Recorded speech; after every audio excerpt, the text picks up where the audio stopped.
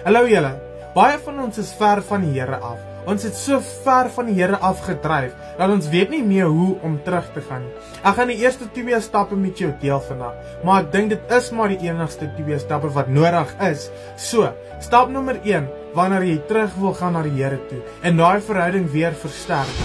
Kry vir jou 'n kerk. Ek weet, baie kerke is anders, maar kry vir jou die kerk wat vir jou soet, wat in jou belang is, wat vir jou sal werk, en dan gaan na daai kerk. Kry vir jou broers en susters en bou vir jou gemeenskap, want dit gaan vir jou regtig baie help om deel van 'n gemeenskap te wees. En alles wat jy leer en dinge wat jy nie verstaan nie, kan jy altyd vir jou broers en susters in die kerk vra hoe om dit te doen. En dan die tweede deel wat jy moet doen is lees jou Bybel. Lees die woord van die Here.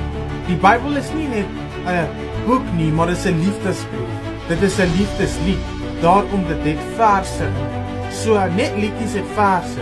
Daarom wil ek vir jou sê, daai boek is nie net 'n boek nie, maar is 'n lewensmanual. Dis 'n lewenslied wat die Here vir jou geskryf het, wat hy prophets van jare en jare, honderde jare ou mense gemaak het dat hulle daai boodskappe vir jou skryf. Net wat ek nou met jou hierdie boodskap deel. So, ek gaan vir jou weer vra, asseblief, gaan terug na die Here toe. Dit maak nie saak hoe ver jy al gedryf het nie. Dit maak nie saak wat ook al jy al teen nou gedoen het nie. Dit maak regtig nie saak nie. Al wat saak maak is dat die Here met jou verhouding wil hê. So, gaan terug na die Here toe, want jy is 'n Jesus kind en die Here is lief vir jou, want hy het vir jou op die kruis gesterf.